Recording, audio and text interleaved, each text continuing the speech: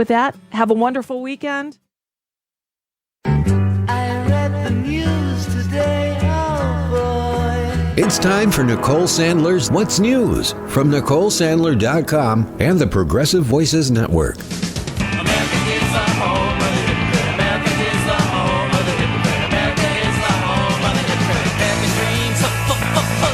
I'm sickened. I'm sorry. The hypocrisy is just too spectacular. Irony has just not only died, irony first drank a gallon of antifreeze, climbed to the top of the Washington Monument, and threw herself off. There is no more irony in America. By the way, Hillary's use of a private server, on the day that story broke, I said all government employees should use government email. I still think that's right. It didn't violate any federal laws. Apparently, Governor Pence at the time didn't violate any state laws. But their principal attack on Hillary, the Republicans, was because she'd used a private email. It was certainly not a crime. Even right-wing Republican Jim Comey called a press conference and said no reasonable prosecutor would take this case. So we know she didn't. I trust that Governor Pence didn't. I don't want to hound him for this, but the hypocrisy here is just staggering, and words fail me. Paul Begala calling out the GOP's hypocrisy. In this instance, it's regarding the news that when he was governor of Indiana, VP Mike Pence used his personal AOL email account for sensitive public business matters, including issues of national security. To make matters worse, Pence's personal email account was hacked over the summer. Pence even doubled down on Face the Nation just a week before Election Day. Literally, Hillary Clinton had classified information on a private server that she said she didn't have, that she emailed classified information that she said she didn't do. All of these things misrepresented, mishandling classified information, and then to conclude that she was simply extremely careless and there would be no recommending of charges. That, to me, is the kind of double standard that the American people are weary of. Hypocrite, hypocrite, hypocrite. But wait, there's more. But let's just change gears entirely and talk about the bait and switch that the president pulled when it came to immigration. He had this meeting with the anchors. He talked about a path to legal status. Basically, they fed up things that they thought these anchors would like, that they thought would give them positive press coverage for the next few hours. A senior administration official admitted that it was a misdirection play. And you will note that when the president was actually out there speaking to the American public, he didn't talk about a path to legal status. He talked about reforming the legal immigration system so it's merit-based. That means fewer low-skilled workers, fewer people coming on family ties, more people coming on high-skilled visas. That is still closer to a Stephen Miller and Steve Bannon framework of the world than Gang of Eight, who pushed comprehensive immigration reform.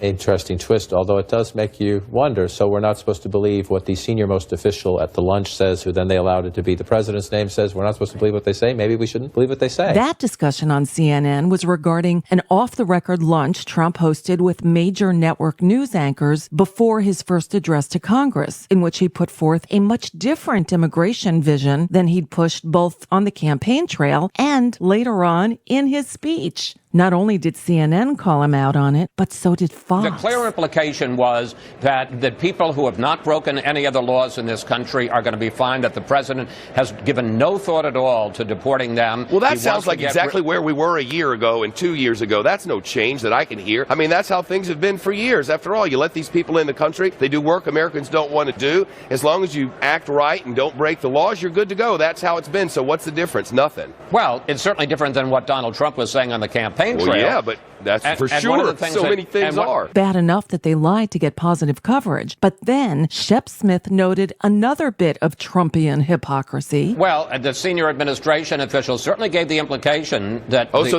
so they're giving us anonymous sources after they rail on us for using anonymous sources. That is hilarious. Don't shoot the messenger. I'm not. I'm just making a point. I mean, the point should be made, don't use anonymous sources except for the ones we send out to you anonymously. Those anonymous ones are awesome. Well, there you go. They shouldn't be allowed to use sources unless they use somebody's name. Let their name be put out there. Let their name be put out. A source says that Donald Trump is a horrible, horrible human being. Oh, you keep talking about the things you're doing. You're a hypocrite and you lie. But there's a bigger issue here, and it goes back to our gaslighting episode of a few weeks ago. This president is accusing the media of doing exactly what he does every single day. The dishonest media did not explain that I called the fake news the enemy of the people, the fake news. They dropped off the word fake. And all of a sudden, the story became the media is the enemy. They take the word fake out. Well, let's go to the Twitters. At Real Donald Trump on February 17th tweeted, quote, the fake news media, then in parentheses, failing New York Times, NBC News, ABC, CBS, CNN is not my enemy. It is the enemy of the American people. End quote. That President Trump has declared several times that Russia is fake news. Anything having to do with Russia is fake news. And he's right in the sense that when it comes to Michael Flynn and now Attorney General Sessions, they have been saying things that were fake news, at least according to their critics. They have been saying things that were not true. Flynn was not honest with Vice President Pence, and now many members of the Senate Judiciary Committee think that Senator Sessions, now Attorney General Sessions, was not honest with them. That's fake news. I'm a jumping, hopping, yeah. My brain hurts. Is it 2020 yet? And that's today's dose of Nicole Sandler's What's News. Hear Nicole's show Tuesday through Friday from 3 to 4 Eastern at NicoleSandler.com and the Progressive Voices Network. Mary had a little man. The fault.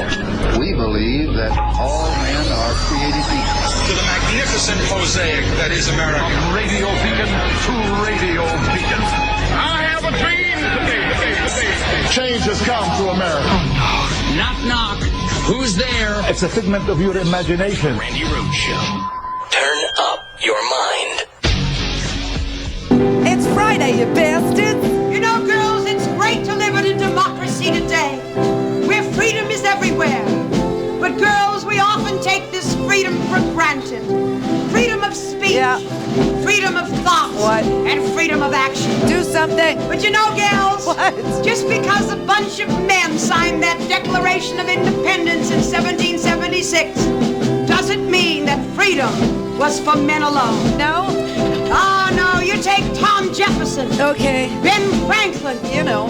John Hancock. Adorable. He's a hell of a guy for you right there. So cute. All these men had wives. They did. They probably had a few broads on the side, too. Yes, the right side. These women wanted freedom just as much as their men did. Mm-hmm. But, gals, I wonder, do we? Oh. I think it's time that we women thought about it a bit. Okay. Hell, I think it's time we did something about it. Hell. So come on, fellow females of the 20th century. 21st. Be glad that you're an American. Glad. Proclaim your freedom. Freedom. And attention. Oh. Pledge allegiance. Allegiance. And... Yay! Oh, thank God. Oh, thank God. Oh, thank God. Oh, thank God. 8 segments to beer. Maybe a little bourbon. Oh, this was a rough one, and I have to sleep. I'm actually getting messages from around the world. It's so interesting, especially my friends in Sweden. Hi, Sweden, who's telling me, oh, go cuddle up with Howard. I hope you get some sleep. I really do. We need you so bad. It's adorable. But yeah, it's been crazy. And you know, Tuesday was supposed to be the big game changer. Tuesday, he was almost presidential, according to Van Jones, right? Well, he didn't say almost. Van Jones was like, this is the moment that he became presidential. This is the moment. I've been waiting for this moment, and it happened. It came. It happened. It happened. And it was like the best 13 seconds of Van Jones' life, apparently, which I'm about to have tonight. But it just all, woo, 48 hours later is about Russia again. Isn't that something? Isn't that just incredible? It's an amazing thing. Oh, and let's get the Pence got hacked story out of the way.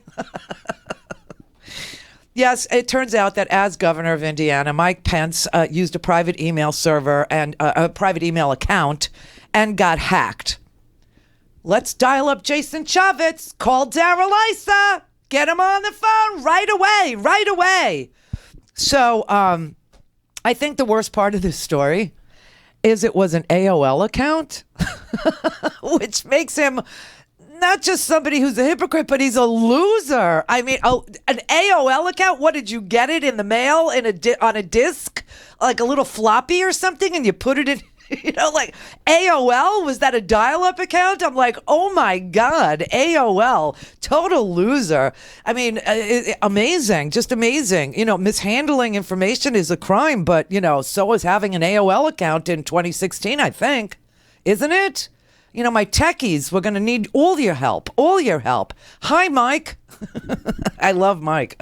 There's a guy out there that's not Mike Pence. No, there's a guy out there that's helping me recreate the Cambridge Analytics scenario and a couple of other ones too. But anyway, his AOL account got hacked over the summer by some scammer who sent a message to his entire email list saying that Mr. and Mrs. Pence were stranded in the Philippines and needed money to get home. This scam is as old as an AOL account. That's what I think is the worst part about this story. I mean, listen, I know of no one who doesn't have a private server. I have a private server. Okay? Don't I? Yes, of course I do. I worked for Clear Channel. There was no way I was going to use my Clear Channel net account. There was no way. There was not a chance. So for years now, I've had a private server. It's not in my basement because I live in Florida. We're at 0 sea level. Okay, there's no basements here. But an AOL account. Oh, how we laughed. So that's that story. And yes, it's time to it depends on how you view things. It's either time to lock him up for being a complete loser and using AOL, or just move on. Nothing to see here. For me, the only part of the story that really stood out was an AOL server and that he tried to not deny it. See, this is the problem with all the people in the Trump administration is they try to deny reality over and over and over again. And, the Republicans are even hiding the Obamacare bill. Do you know that? Did you see Steny Hoyer yesterday?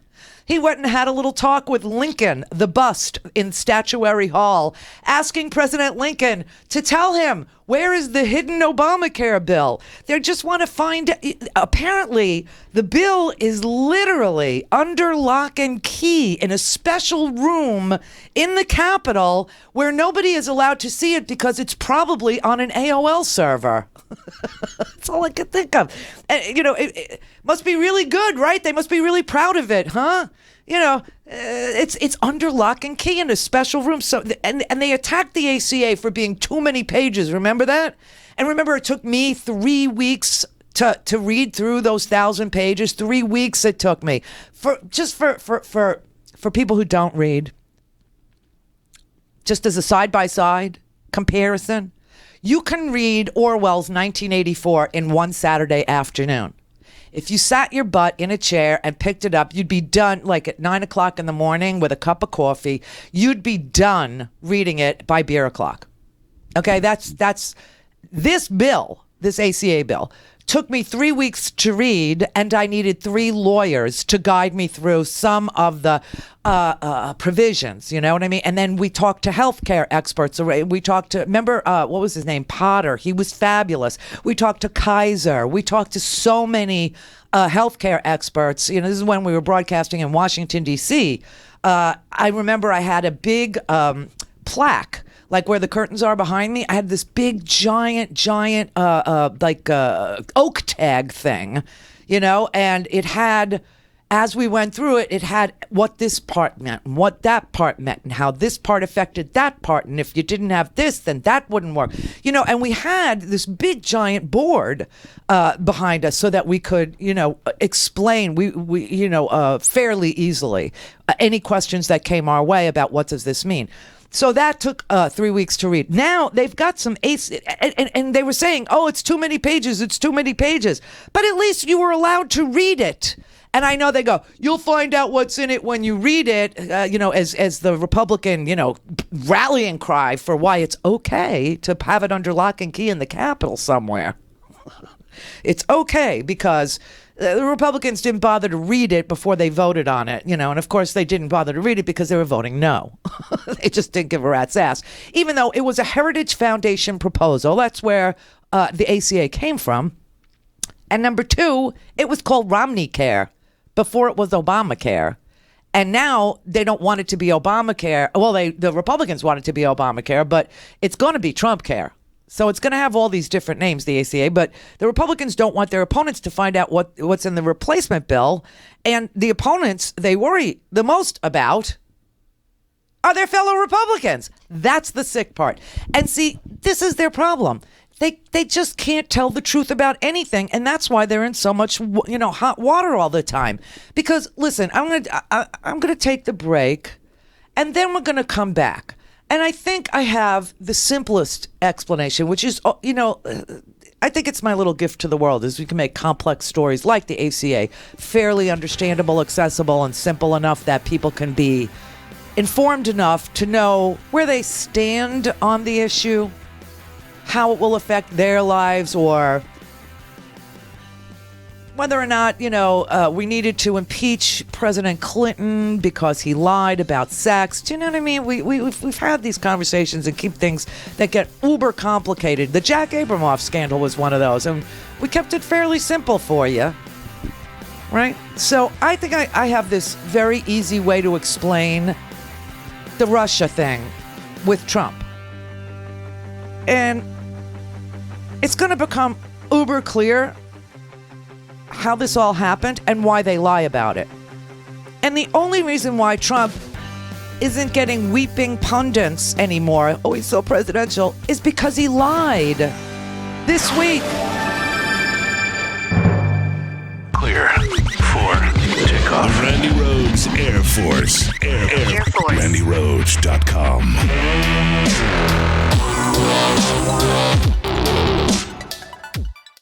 Now that Trump's moved into the White House, I know. You could see he wasted no time. He went to work for his ultra-wealthy pals. He's making fundamental economic changes that are going to affect your money and your retirement. He's chipping away at banking regulations. He's going after Dodd-Frank, and that unwinds the fiduciary rule. That's a rule that keeps your money safe from deceptive financial practices. Like I said before, this administration is so awful. They are so greedy. And that's why now, more than ever, is the best time to diversify your retirement portfolio like I did. Gold's low correlation with stocks and bonds can help you in times of uncertainty. Call my friends at ITM Trading. Get a free gold kit. Learn why gold survives every government, every currency, every economic crisis. Call ITM today at 1-888-OWN-GOLD for guidance from their precious metals experts. They've helped thousands of people just like me buy gold and silver coins and bars, and they can help you too. 1-888-OWN-GOLD. Call 1-888-OWN-GOLD. I'm Rick Smith, and this is Labor History in 2.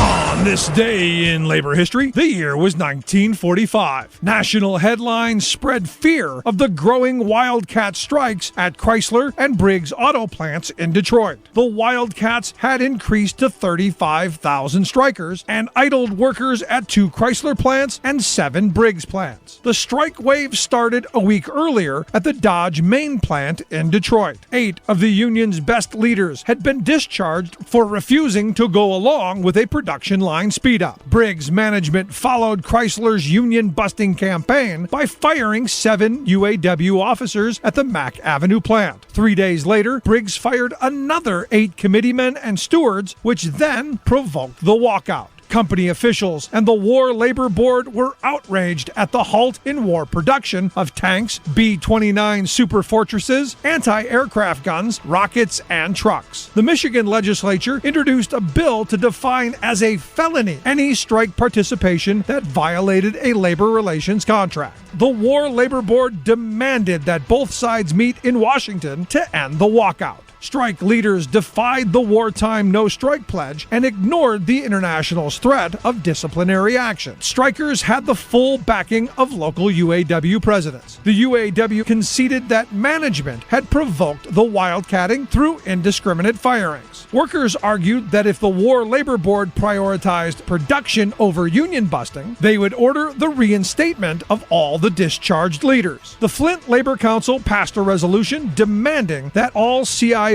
and other union representatives resign immediately from the War Labor Board. It considered the board as stacked against labor. Workers at Chrysler and Briggs would soon end their walkout with guarantees of arbitration for reinstatement of the fired militants. We did it, you bastards! We're live, and it only took 2 years! Okay. All right. So we're back, we're live, and you're there, and we're here, and ain't that great? Now let me just tell you that if you want to listen whenever and wherever you'd like to listen, Just go to randyrhodes.com, click on podcasts and swag, and get your podcast commercial-free, on demand, on any device. randyrhodes.com. Open all day, every day. You've got mail. Wow. To speak to Randy, call now, you bastards. 561-270-3844. Hello. The Randi Rhodes Air Force. You can't handle the truth. Well, I hope you can. All right. Here's a very simple explanation without the backstory. We'll tell you the backstory after we give you the very simple explanation. How in the hell did Donald Trump become all Russia'd up? Why is he so fascinated with Vladimir Putin? And why is he so beholden to, God? How did he even meet these guys? Felix Seder and Paul Manafort, and how did all these Russian influences come to play into Donald Trump's life? Well, it seems like you remember when Donald Trump was, investing in Atlantic City, right? It was the 90s. And he went bankrupt so many times, and he stiffed every investor. He stiffed contractors. He stiffed investors. He refused to pay loans back, all kinds of this. And so what Donald Trump did while he walked away, completely unscathed as far as, losing his own money, lenders lost their shirts. You remember we played you clips from a Frontline special with all of the remembrances of the contractors that were stiffed, the guys that did the windows and the banks and everything. Okay. So Donald Trump couldn't find anybody to lend him money. And, Donald Trump doesn't use his own money. Donald Trump uses other people's money, and he used banks' money. And when he ran out of lenders and lenders wouldn't lend to him, he went abroad. He went overseas. Deutsche Bank was, it's not a U.S. bank, but they put Donald Trump's family under an amazing amount of strain because he didn't want to pay Deutsche Bank back. There was a big lawsuit with Donald Trump. They said, you owe us, X million. And he turned around and sued them for billions. Okay, saying you caused your own problems because after 2008 and all this stuff, right? And make a long story short, he started looking for other banks. It seems like he ended up in post-Soviet successor states and Russia, like Ukraine and Iceland, and whether or not this has to do with his lawyer, Michael Cohen, who's been in business with Donald Trump for decades, or this character Felix Seder, who I'll give you the background on Felix Seder after I explain this to you. It's not speculation. These things happened. Felix Seder worked with Donald Trump as his senior advisor, and Felix Seder introduced Donald Trump to all these Russian oligarchs, and Felix Seder introduced Donald Trump and his family's business to all of this flight capital and all of this, these Russian multi-billionaires many times over who wanted to get their money out of Russia and into some, safe haven. And Donald Trump happened to be in real estate and in New York, which was, a big plus because there's so much dirty money in New York real estate. If you watch, $1 Million Listing New York, there's always, some Chinese guy who sends his, representative over to the United States to take photos of the $25 million penthouse. There's always a Russian guy. You never see the guy who's buying, but they're on the phone and they're going, is this your best and final? Yes. And he's translating it into Russian, and the guy goes, okay, I'll take it, So it was a great place for them, okay? And they bought so many apartment units in all of these high rises that were just popping up in New York. None of that is illegal. None of it. Foreign capital. Listen, you have all these different, the Russians buy this building, and then before that, the Arabs buy that building, and then before that, the Chinese buy this building, and in New York, there's always a new influx of flight capital. In Miami too. It's another place where drug money gets laundered, and flight capital ends up. So Donald Trump starts building stuff in Fort Lauderdale. Okay. Donald Trump is now in this world. He's in that Russian oligarchy world. He associates with all these people, and he starts to think like they do. he starts to envy almost these Russian oligarchs and the mafiosos and even the legitimate people. He can't even tell the difference between the legitimate people and the mafiosos and the oligarchs. He just knows, and this is where it comes into play where, Trump Jr. says we're inundated with Russian capital. I mean, the biggest chunk of our business is Russian money. So that's important to know. And so he's in this world. And of course, Trump is highly secretive. But he's got all these partners with all these connections to all these oligarchs and all of this $1 billion worth of capital, okay? And so nobody, cares about Donald Trump at this point. No one gives a rat's ass who's buying his apartments. And, of course, make a long story short, Donald Trump is a clown. He's the host of a reality TV show, okay? He's on The Apprentice, and he's branding himself, and he's putting his name on things. And so do you really think anybody cared about foreign money in New York real estate and in Florida real estate? Nobody cared. But now, all of a sudden, in 2014, Russia invades Ukraine and seizes Crimea. And now, all of a sudden, these oligarchs are saying, we may be in trouble. We may be in trouble because the United States wants to put sanctions on Russia. So this becomes very serious to Donald Trump. Why? Because Donald Trump thinks maybe his influx of Russian capital will come to a screeching halt. And that's what he's dependent upon to live. And so he, talking to all these oligarchs, because he's now in this world and has been since the 90s and the early aughts, or whatever you want to call the 2000s. So now all of a sudden the Russians are telling him, we may have a problem here, Donald. We may not be able to get our money out of the country because the United States, Obama, is going to put sanctions on Russia and that damn Hillary Clinton over at the State Department. And what are you going to do about it? You better do something because, frankly, we won't be able to support you in the manner in which you've become accustomed.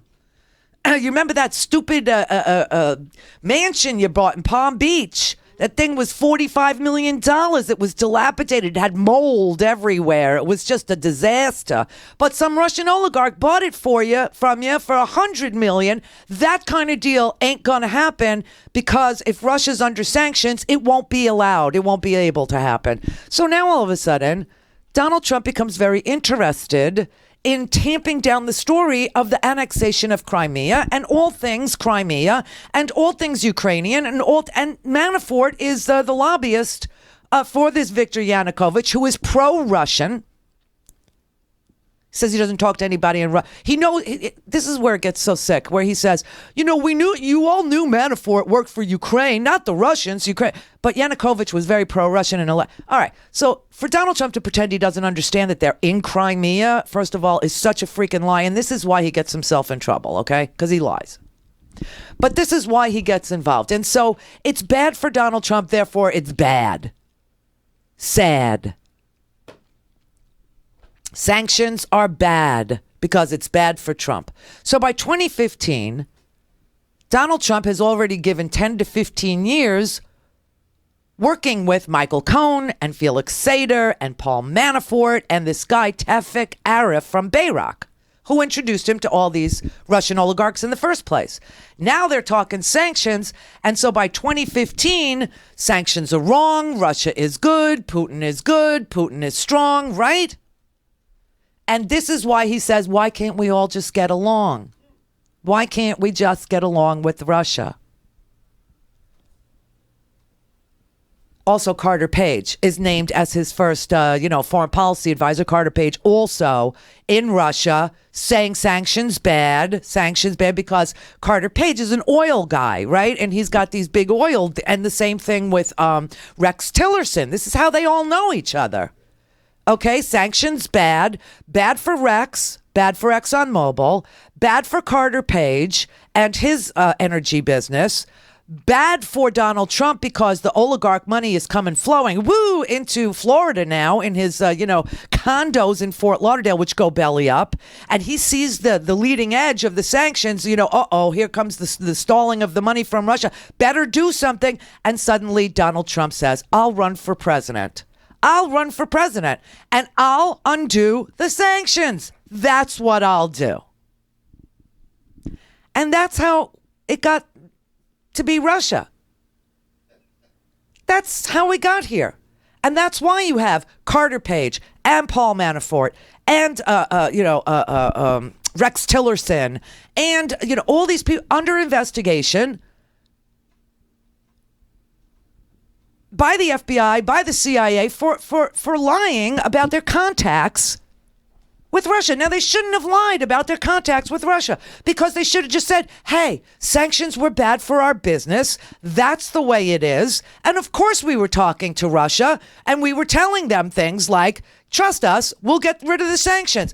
Maybe people wouldn't have voted for him. Maybe they would. But you can't lie like this and not expect that the lie is going to be exposed. And now it's the cover-up that's getting them. It's the cover-up that's killing them. It's not. Listen, Donald Trump has business associates and supporters and hangers-on that have had a very tough time not committing a large number of lies and bad acts in the process of trying to be friends with Russian government officials, Russian ambassadors, Russian oligarchs, and Russian mafioso types.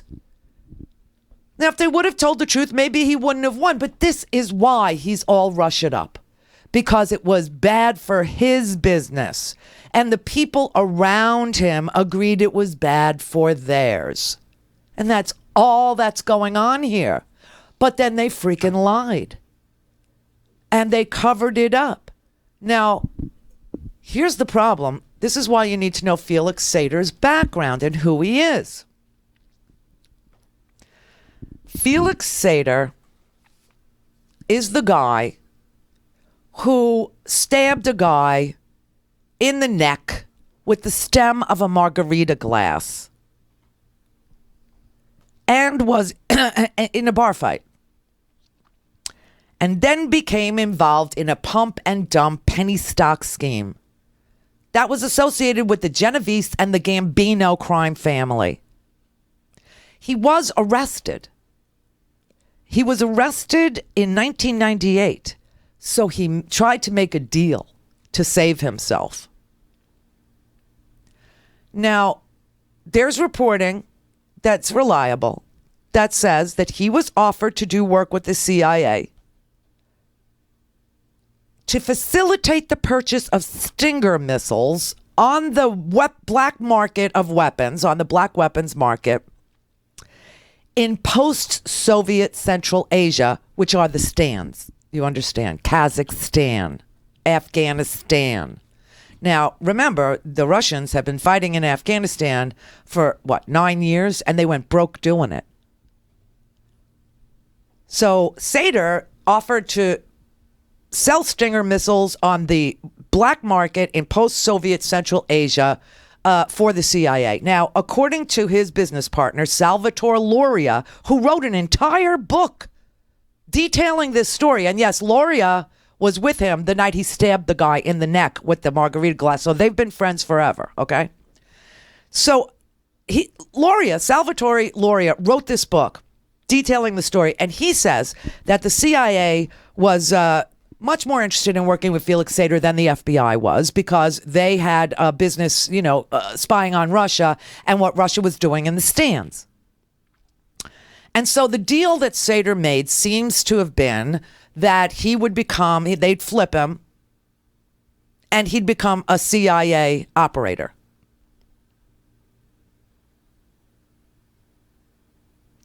So the plan fell apart. Seder and Luria were looking at doing hard time because they had defrauded this pump and dump scheme of theirs. They had defrauded their investors of more than $40 million. And so it looked like they were going to jail. This made them even more desperate. But then 9/11 happened and everything changed. And suddenly the federal government was very interested in Felix Seder's help again.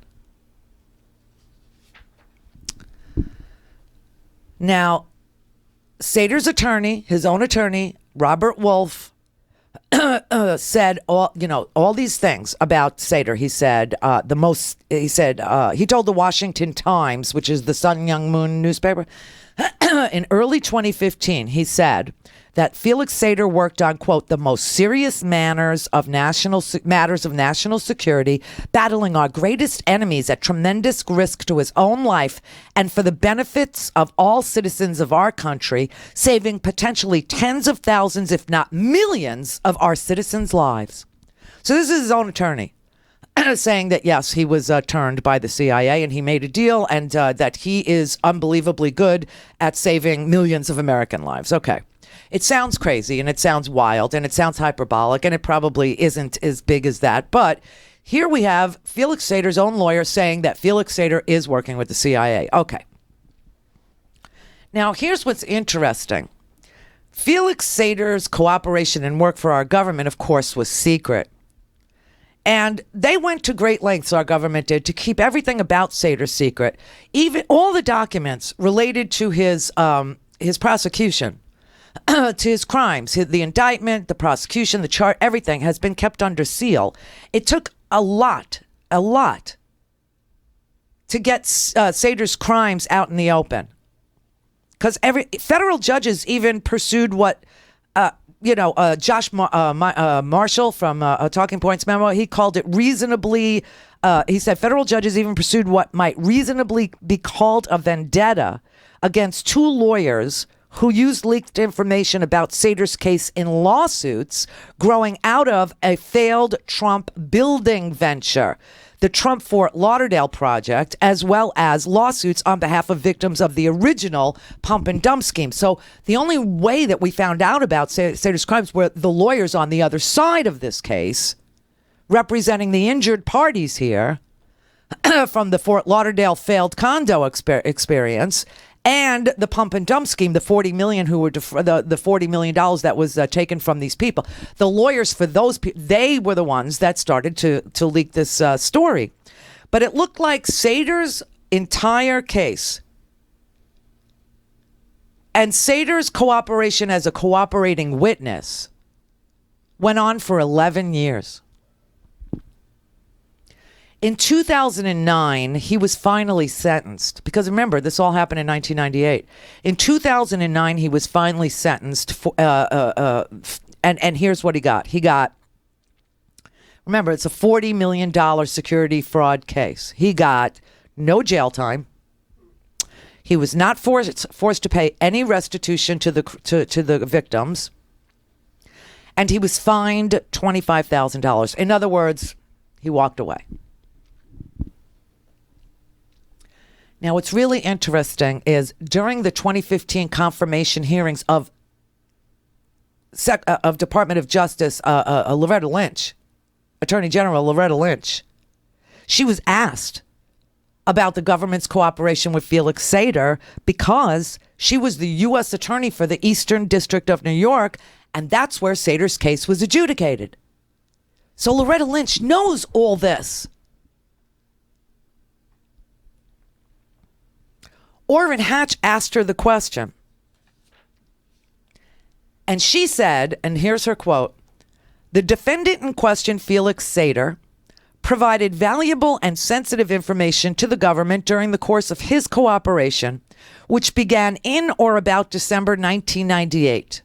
For more than 10 years, he worked with prosecutors from my office, the United States Attorney's Office for the Southern District of New York, and law enforcement agents from the Federal Bureau of Investigation," that's the New York office, "and other law enforcement agencies, providing information crucial to national security and the conviction of 20 individuals, including those responsible for committing massive financial fraud and members of La Cosa Nostra.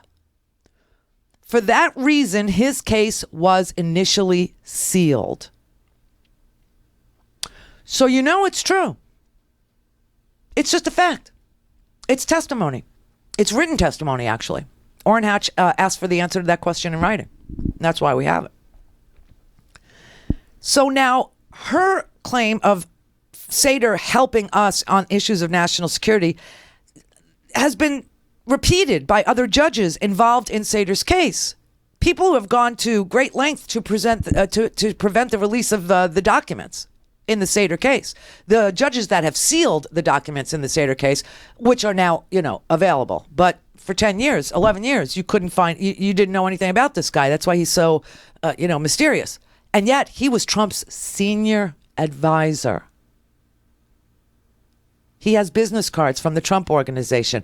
And guess what period of time he was Trump's senior advisor? These entire 10 years. This is when Trump hooked up with Felix Seder. So it's just, it's just one of those things where you wonder if Felix Seder is still cooperating with the government. And if Donald Trump understands the clock is ticking.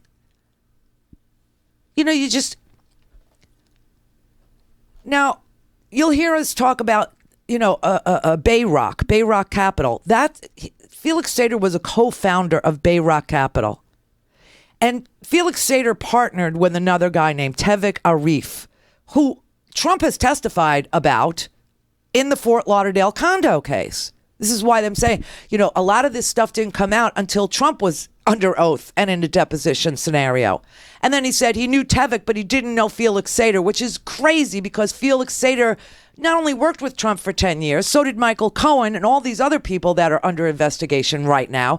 But he was in his office. He was actually on the same floor as the Trump Organization, inside the doors of the Trump Organization, with an office next to Donald Trump in the Trump Organization's offices.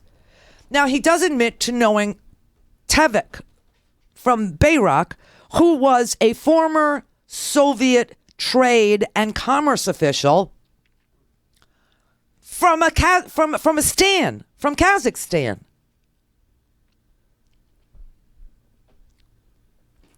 Now, Trump and Bayrock partnered together on a lot of different building projects, and Seder was the point man on most of them.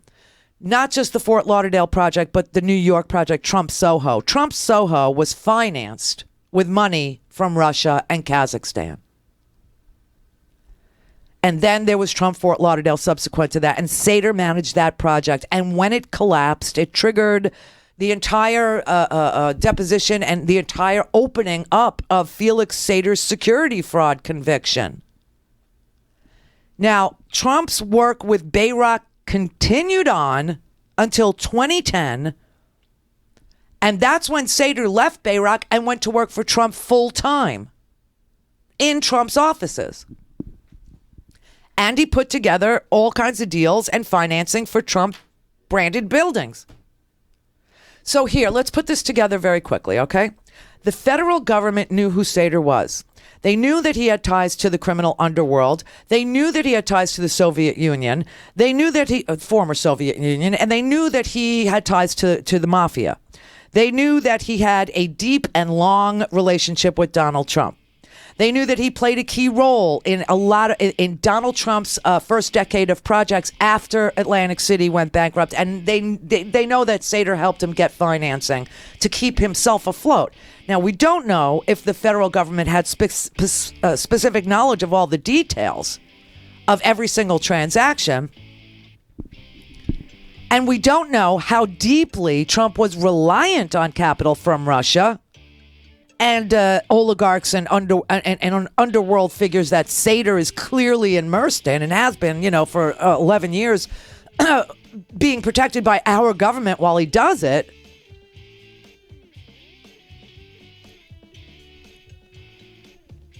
But remember Miss Deloria, who wrote the book and was there the night that Seder stabbed the guy when all this happened in 1998. Miss Deloria brokered a $50 million investment in Trump Soho and 3 other Bayrock projects by an Icelandic firm preferred by wealthy Russians.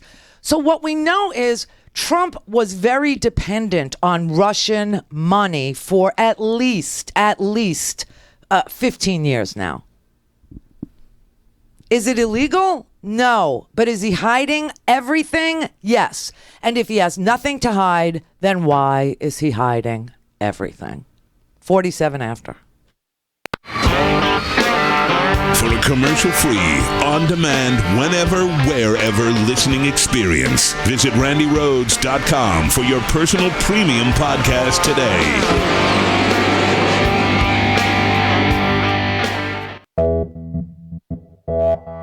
You're listening to WIN, Workers Independent News, a diversified media enterprises production. I'm Doug Cunningham.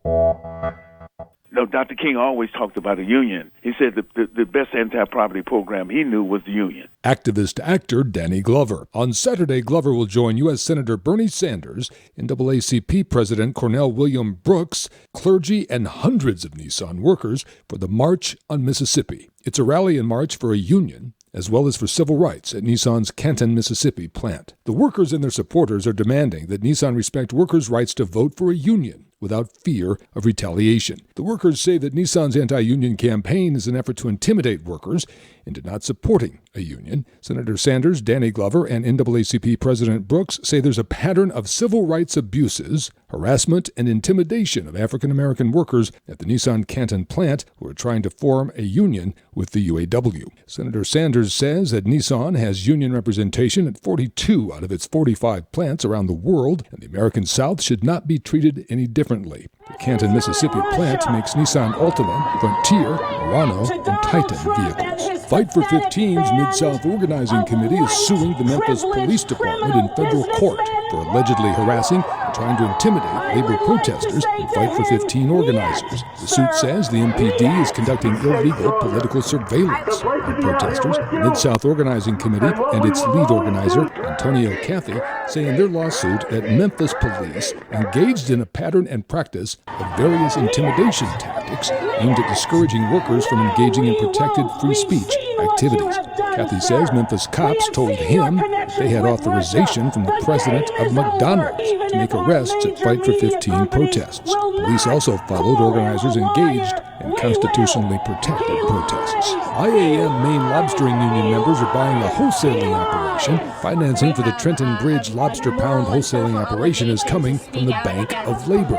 IMLU Local 207 President Rocky Alley told the Portland Press-Herald that it's been a dream of the union lobstering workers for 2 years. A co-op like this, he says, will help the workers make more money and have stability for generations to come. Sponsored by Iron Workers Impact, now reserving spots for this year's groundbreaking conference, welcoming contractors to grow their business by networking and attending world-class breakouts. More on this event in San Diego, happening March 19th through the 22nd, is found online at impact-net.org under Events. WIN is made possible in part by the OPEIU, the Office of Professional Employees International Union.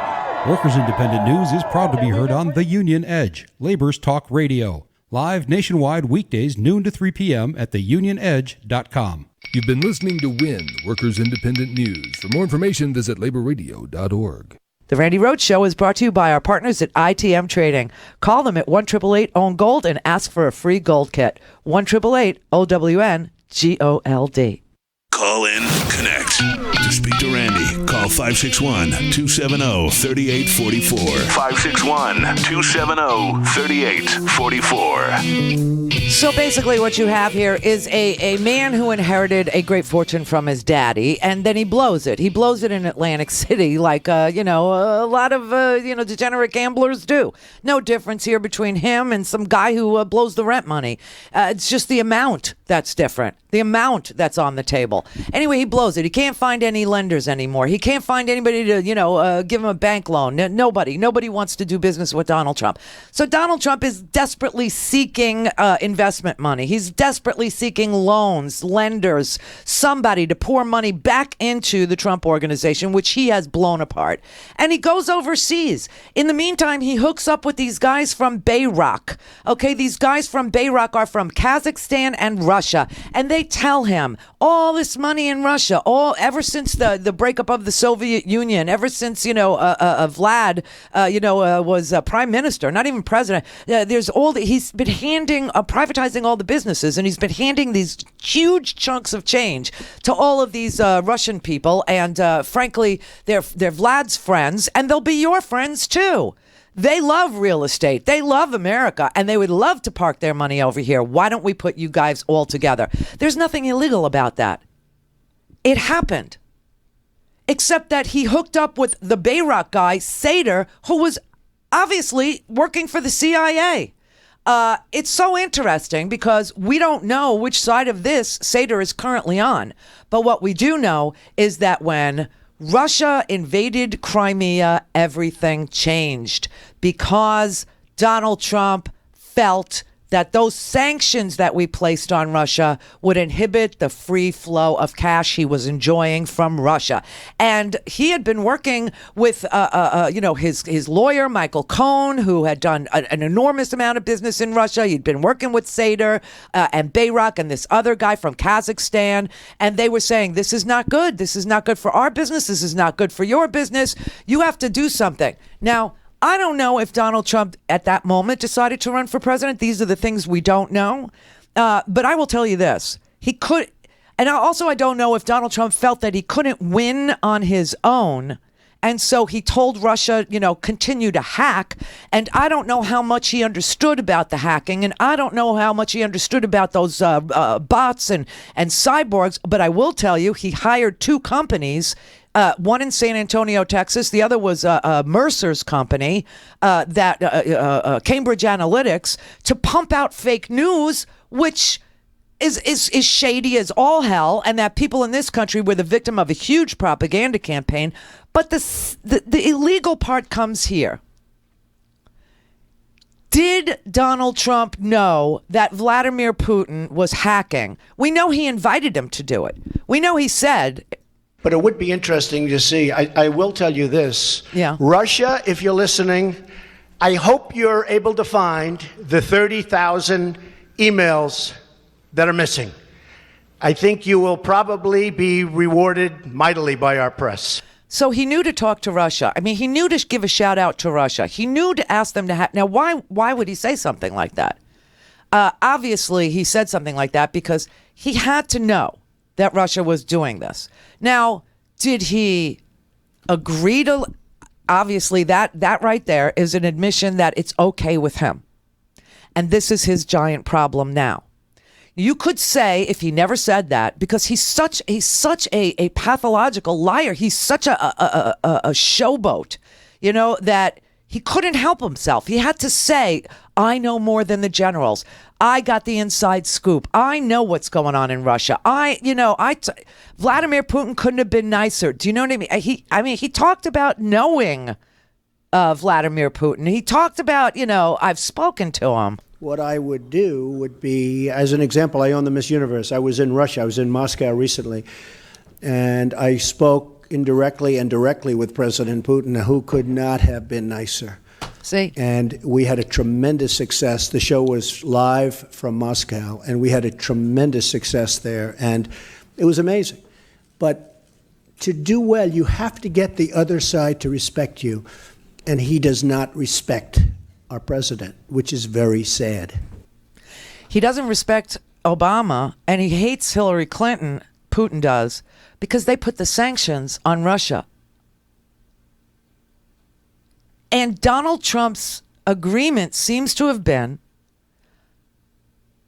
in 2013, when he went to Russia, that if sanctions were placed on Russia, he would run for president. Now, he wasn't sure. This is speculation. It seems to me that he didn't think he could win by himself. And so he asked Russia to provide opposition research and embarrass Hillary Clinton and embarrass the Democratic Party, the DNC. What happened in reality is not just the voter rolls were hacked and not just the DNC was hacked. The GOP was hacked too. But the Russian government decided only to release the Democratic opposition research to WikiLeaks. And that's where we are right now. And, Donald Trump can't help himself. And that's why there's an investigation into 6 people around Donald Trump right now. 6 people are under investigation. Now, what are the odds of that? What are the chances that the United States government would be investigating 6 people with ties to Russia who all worked on Donald Trump's campaign? Unless Donald Trump didn't think he could win by himself, but promised Vladimir Putin that he would run for president to take the sanctions off. Why was Flynn fired? Because he was talking about taking the sanctions off of Russia. You know, why was their focus on Donald Trump in the first place? Because he changed the GOP platform and said that he would not provide lethal weapons to Ukraine to defend themselves. He thought that NATO was obsolete, meaning that, the former Soviet satellite countries would never be part of NATO, and that NATO itself was too strong, and he sought to break it up. So all these European nations that are part of a union would be little satellite countries fighting, the invasion by Russia by themselves, like Georgia, like Ukraine, Crimea, this stuff. So he just can't keep his mouth shut. He keeps, this is the crazy thing. Donald Trump leaves a trail of crumbs like Hansel and Gretel as he goes into the witch's house. So in this way, it is a witch hunt because we're following the breadcrumbs to the witch's house. And the witch is Vladimir Putin. And Donald is leaving a clear path to Vlad's door by saying these stupid things. It does remind you of The Godfather. And he is, I used to say that George Bush was the Fredo of his family. But Donald Trump is like James Caan. Do you know? He can't resist the fight. He's got to beat up everybody all the time. He's Sonny. And he's been like this since he's a little boy, which is why his parents sent him to prep school. And then when he got kicked out of prep school, they sent him to a military-themed prep school because the real prep school kicked him out. He's Sonny. He really is. He's that hot-headed kid that grew up to be Sonny. That's who he is in the Corleone clan. So it's very, very strange. But it's very simple.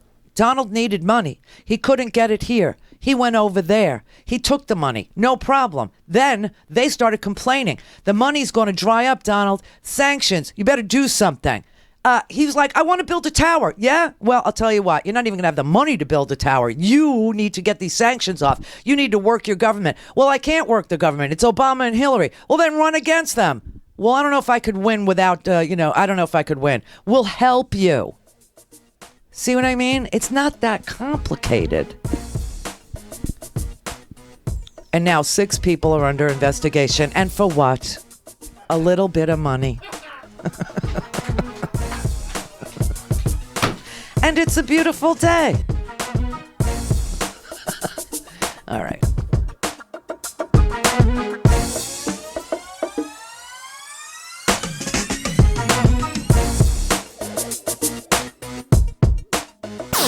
All things Randy at randyrhodes.com. Go for launch. Speaking truth to power, The Randy Rhodes Show.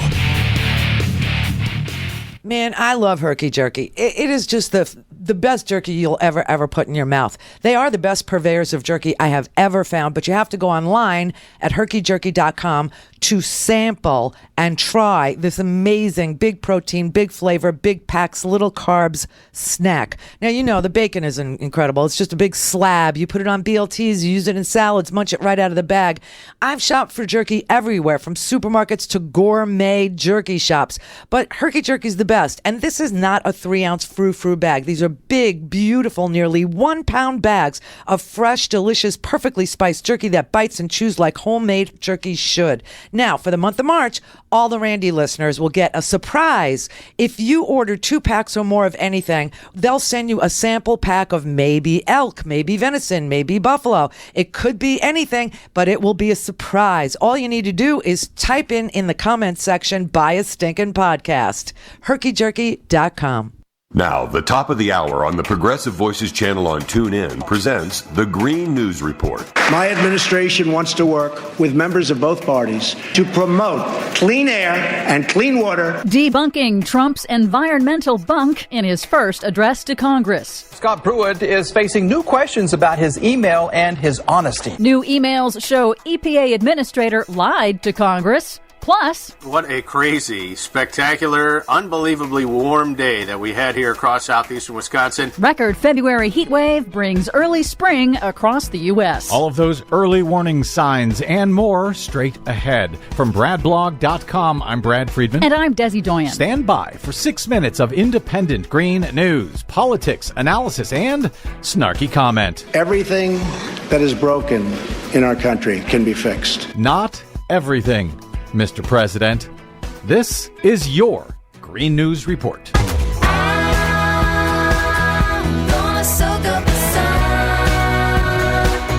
Okay, Desi Doyen, Donald Trump discussed quite a bit of things that had to do with the environment during his first speech to Congress, although in this case, that's not necessarily a good thing. Yeah, that's actually quite true. His first formal speech to a joint session of Congress on Tuesday night had zero mention of climate change, did not mention the booming U.S. renewable energy industry, and it was pretty much empty of specifics on energy policy. But President Trump did claim he will promote clean air and clean water, but his actions have been the opposite of that. Imagine that. He actually touted rolling back regulations that protect the water supply, especially in coal country. We're going to stop the regulations that threaten the future and livelihood of our great coal miners. Now that sounds great as long as you don't know that energy experts universally say coal's real problem is that it can't compete against renewables and natural gas anymore, and that repealing regulations won't help revive the coal industry. Trump also didn't tell Americans that his federal budget proposal reportedly slashes the already underfunded Environmental Protection Agency's budget by a quarter. Trump ignored that the booming U.S. renewable energy industry has created millions of jobs, but instead touted temporary construction jobs from building controversial pipelines. We have cleared the way for the construction of the Keystone and Dakota Access pipelines, thereby creating tens of thousands of jobs. And I've issued a new directive that new American pipelines be made with American steel. Well, hey, there you go. He may be building these new pipelines, but at least they're going to bring us American jobs with American steel. Nope. Trump did not order the use of American-made steel. He just ordered a study that will look into maybe getting to do that eventually. And as I understand, all of the steel for these pipelines has already been created, and it's been created in places like Mexico and India. Exactly. And those pipelines will generate less than 4,000 temporary jobs during construction and less than 100 permanent jobs. Well, we're dealing with alternate facts now, so let's just go with tens of thousands of jobs and don't ask so many questions. Trump also didn't mention in his speech that on Tuesday, he did order the EPA to undo a new clean water rule that would have limited the dumping of chemical and industrial waste in the drinking water supplies of nearly 1/3 of all Americans. That rule was formally called the Waters of the United States rule. It was officially finalized last year, so they can't just throw it out. But the EPA will begin the process of revising it. Speaking of the EPA, some of the emails of the new EPA Administrator Scott Pruitt have been released, the ones that he exchanged with oil industry executives back when he was Attorney General of Oklahoma. The emails show Pruitt had a very cozy and collaborative relationship with the oil industry, especially while he was suing the EPA. And this week, documents recently obtained by Fox 25 indicate his statement was a lie. Now, the Oklahoma Attorney General's office has confirmed that Pruitt used a private email account to conduct state business while Attorney General, contrary to his testimony to the U.S. Senate. Lock him up. Meanwhile, the U.S. Senate on Wednesday confirmed Montana Republican Representative Ryan Zinke to head the Interior Department, managing the public's resources. 16 Democratic senators voted with Republicans to confirm Zinke, who portrays himself as a conservationist and pledges to block attempts to sell off public lands. But Zinke is also a climate science denier who advocates for more fossil fuel extraction. Finally, January 2017 was the third hottest January on record for the entire planet, according to the National Oceanic and Atmospheric Administration. And for February, the global data isn't in yet, but the United States in February saw an unusual heat wave that crushed all-time high February temperature records in cities ranging from the Midwest to the Northeast and bringing an early spring 20 days early here in the U.S., according to the U.S. Geological Survey. Hey, it's nice golf weather. You know anybody who builds golf courses? Let me think about that. For much more on all of these stories and the ones we couldn't get to, please check out our website at greennews.bradblog.com. Find us and follow us on the Facebooks and the Twitters at Green News Report. I'm Brad Friedman. And I'm Desi Doyen. And this has been your Green News Report. We're having a heat wave, a tropical heat wave. The temperature's rising, it isn't surprising. This has been the Green News Report on the top of the hour on the Progressive Voices channel on TuneIn. Mary had a little man. The fault. We believe that all men are created equal. To the magnificent mosaic that is America. From radio beacon to radio beacon. I have a dream. Change has come to America. Believe me. Knock, knock. Who's there? It's a figment of your imagination. Randi Rhodes Show. Turn up your mind. The soon-to-be commissioned Gerald R. Ford, USS. What a place. It really feels like a place. You stand on that deck and you feel like you're standing on a very big piece of land, but this is better than land. Now, that may have sounded asinine, but those are actually the words to the Navy fight song. What a place. It really feels like a place. You stand on that deck and you feel like you're standing on a very big piece of land. But this is better than land. Go, Navy! I'm the commander guy. Yes, sir. Turns out, Trump's Attorney General, who was also a former advisor to his campaign, as well as the first person in the Senate to declare support for Trump, met with the Russian ambassador while Russia was also allegedly engaged in a campaign of cyber attacks to interfere in the election. Now, this is problematic for a number of reasons. For one thing, Sessions was asked about this very topic under oath during his Senate confirmation hearing and gave an answer that now looks like it was false. If there is any evidence that anyone affiliated with the Trump campaign communicated with the Russian government in the course of this campaign, what will you do? Senator Franken, I'm not aware of any of those activities. I have been called a surrogate at a time or two in that campaign, and I did not have communications with the Russians. Of course, at the time, it seemed believable enough. Surely a senator from Alabama named Jefferson Beauregard Sessions would remember meeting some Russians.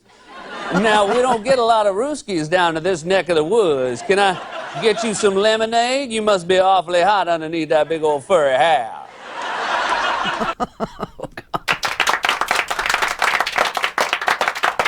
Yeah, everybody's talking about it.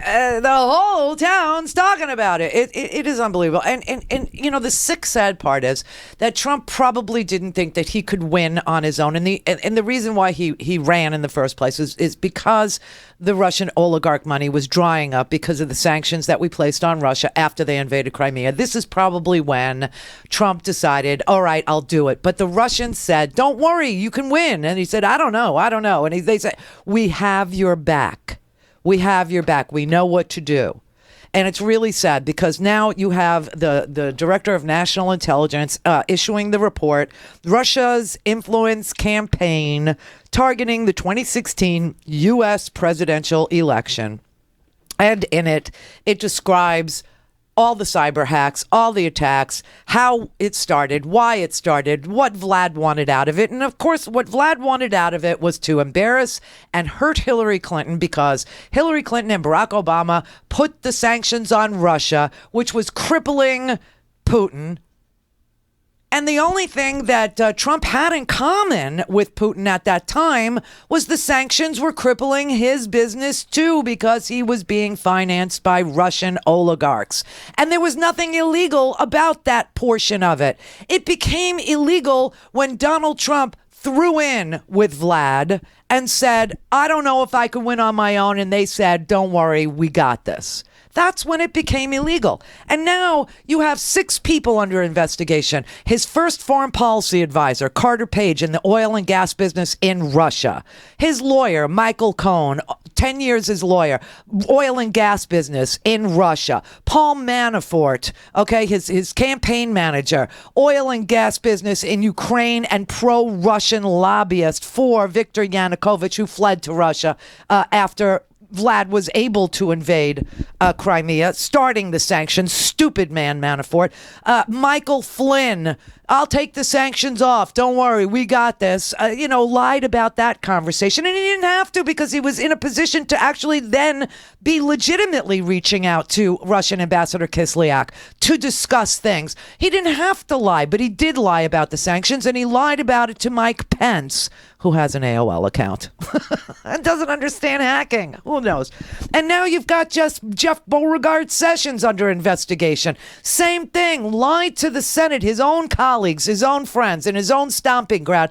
Voluntarily perjured himself. Al Franken, I promise you, was given that question.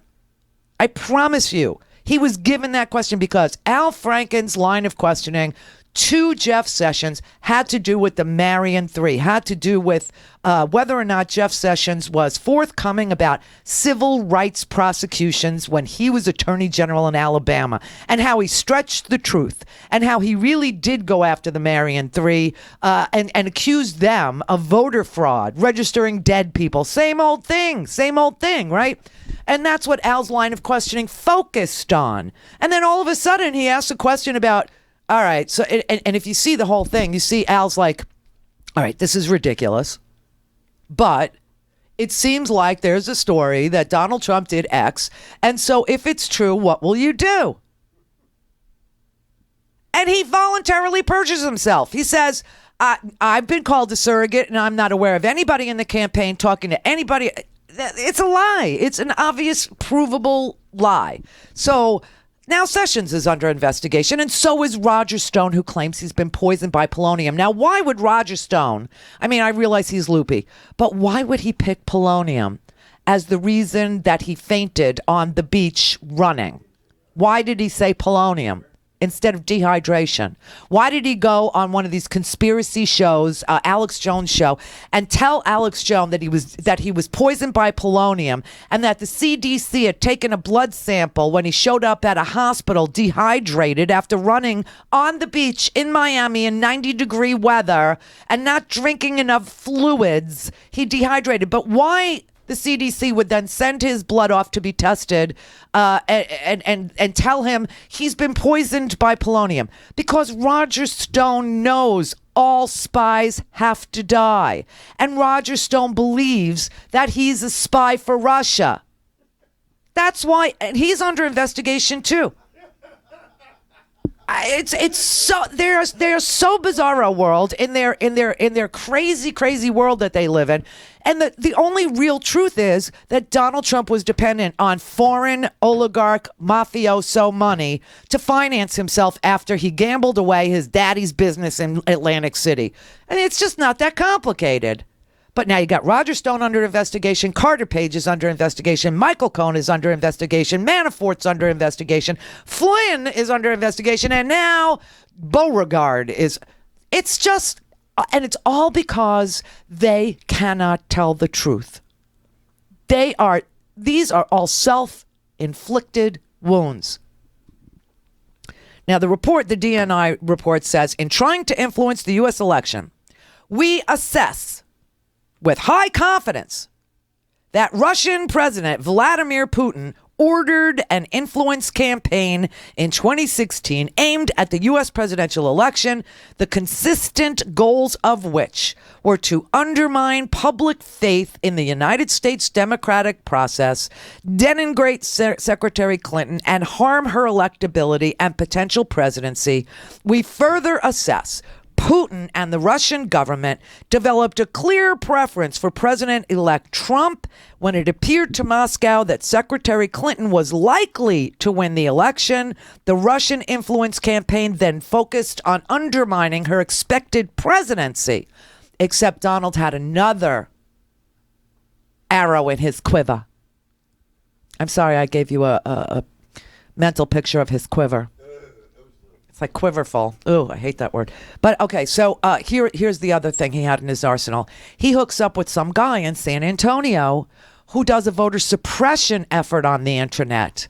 This guy was able to get analytics of Hillary supporters, and he was able to target them with the pedophile story and the pizza story, Pizzagate, and they made a South Park meme with Hillary Clinton's voice saying these kids are super predators, and depressed the vote for Hillary Clinton in certain blue geographical must-win areas for her and him. And so they were able to suppress the vote just enough. That's why Donald Trump didn't think he was going to win. Vladimir Putin told him he wasn't going to win. Everybody, all the polling was correct. Hillary Clinton did receive 3 to 5 million more votes than he did.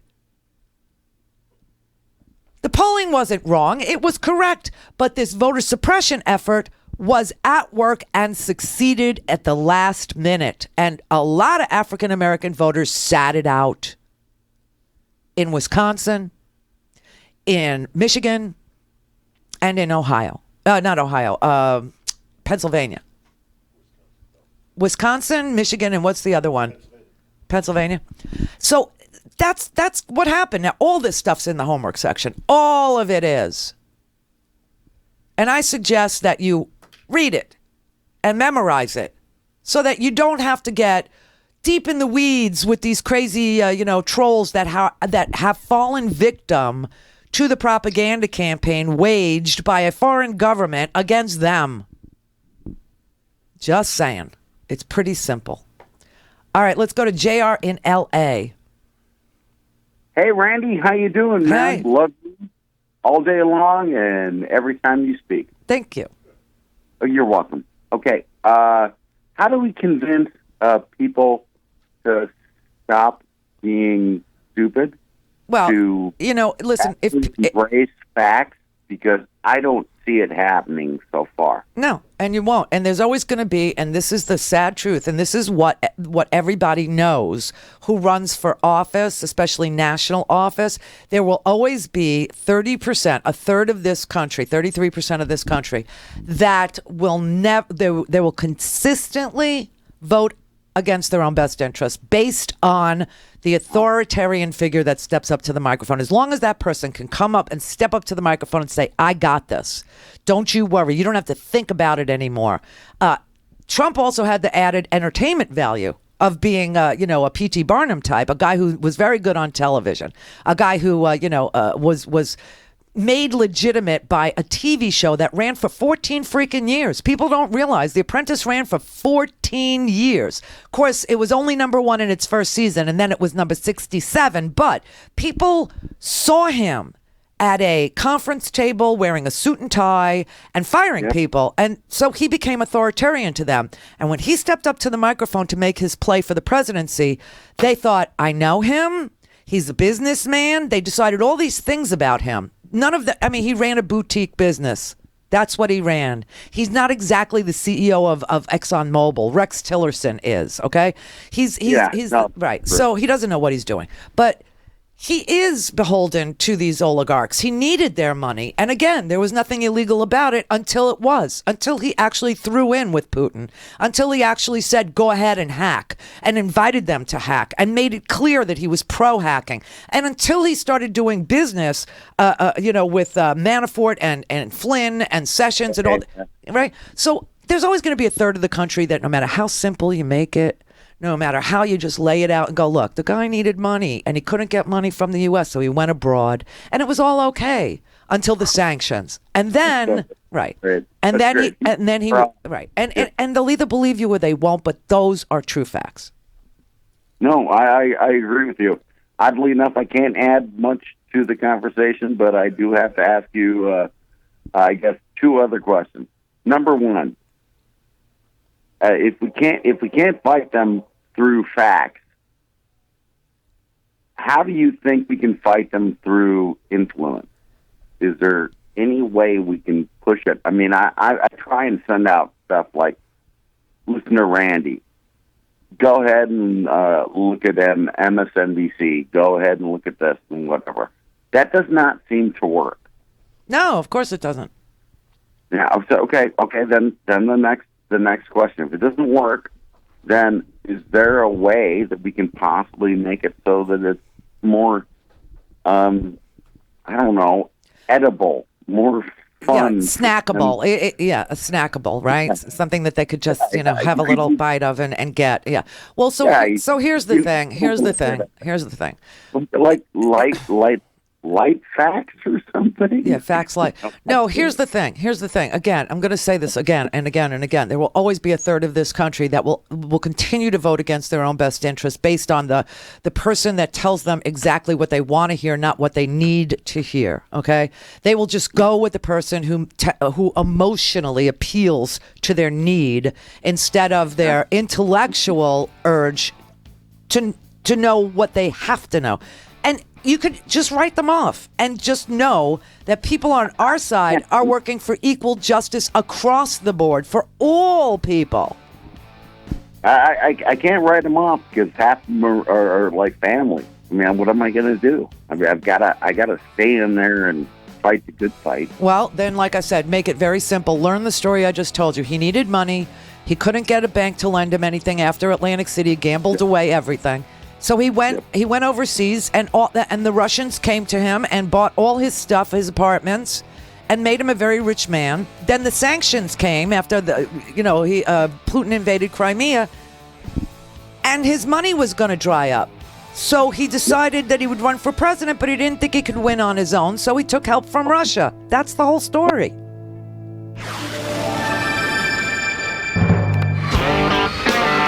For a commercial-free, on-demand, whenever, wherever listening experience, visit randyrhodes.com for your personal premium podcast today. Hey, Trump is in the White House. Gold. Yes, gold. It really has the opportunity to do super well. That's definitely one good reason to own it. But did you know that there are a lot of benefits to owning gold? When you have gold in your physical possession, it provides safety. It's a hedge against inflation, U.S. dollar turmoil, and presidential instability. Gold has so much historical precedence as real money that the central banks that run the global financial system buy gold in staggering quantities year after year. Many financial service providers agree that gold is a great diversification tool for everyone's portfolio. If you want to learn more about the benefits of owning gold, just call my friends at ITM Trading at 1-888-OWN-GOLD. Whether you want to own physical gold in your possession or put some in your IRA, call ITM today at 1-888-OWN-GOLD. ITM specializes in all types of gold and silver coins and bars. Call ITM Trading. Get your free gold kit at 1-888-OWN-GOLD. 1-888-OWN-GOLD. Hello, Progressive Voices tune-in listeners. I'm Casey Hobbs. And I'm Shane Mason, and we're the hosts of Nurse Talk Radio. Here's what we're talking about this week. Casey, last week registered nurses won their tentative collective bargaining agreement with the California Nurses Association and National Nurses United. With the result that nurses achieve significant economic improvements, protection of health coverage and their pensions, along with patient care contract protections. These nurses have been without a pay raise for over 6 years, so this settlement is huge in many, many ways. One of the key provisions is that there's no mandatory overtime anymore. When you have an 8 or 12-hour shift, you go into work and know that they can't make you stay in on your job any longer than you were committed to doing. So, Deborah, as we know, most in our profession are in it because they love it, and they're patient advocates. Do you think hospitals understand and honor that? Some people honor that, but when you look at the profits that Kaiser makes, the profits that Sutter, the UC system, the Dignity system, all of these healthcare systems make, the huge profits they make, yet they pay their nurses and their healthcare workers very, very poorly, only goes to prove that they really don't value the work that they do other than as a means to make more profit. And they can't replace us with robots. No. I mean, it's not for lack of trying. True. But They actually need people that are constantly using their professional judgment for the patients and evaluate the medications. You can't do that with a robot. Check out our show at nursetalksite.com and listen every Saturday and Sunday right here on Progressive Voices. Hi, we're back, and everything is possible again. Isn't it beautiful? Well, if you want to keep it this way, buy a stinking podcast. Oh, yes, you have to buy a stinking podcast.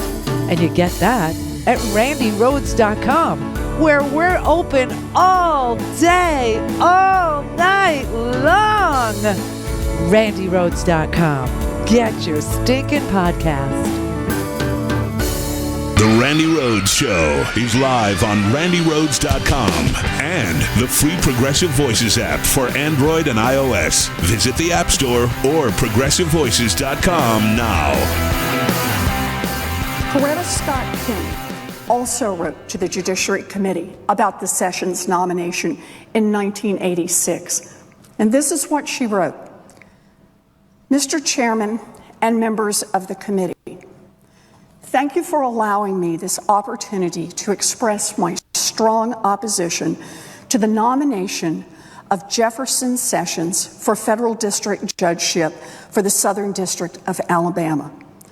My long-standing commitment, which I shared with my husband Martin, to protect and enhance the rights of Black Americans, rights which include equal access to the democratic process, compels me to testify today. Civil rights leaders, including my husband and Albert Turner, have fought long and hard to achieve free and unfettered access to the ballot box. Mr. Sessions has used the awesome power of his office to chill the free exercise of the vote by Black citizens in the district he now seeks to serve as a federal judge. This simply cannot be allowed to happen. Mr. Sessions' conduct as U.S. Attorney, from his politically motivated voting fraud prosecutions to his indifference toward criminal violations of civil rights laws, indicates that he lacks the temperament, fairness, and judgment to be a federal judge. It has been a long uphill struggle to keep alive the vital legislation that protects the most fundamental right to vote. A person who has exhibited so much hostility to the enforcement of those laws.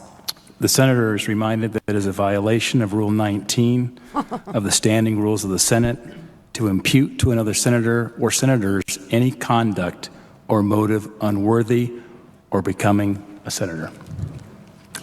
Mr. President, I don't think I quite understand. I'm reading a letter from Coretta Scott King to the Judiciary Committee from 1986 that was admitted into the record. I'm simply reading what she wrote about what the nomination of Jeff Sessions to be a federal court judge meant and what it would mean in history for her. This is a reminder, not pertinent necessarily what you just shared.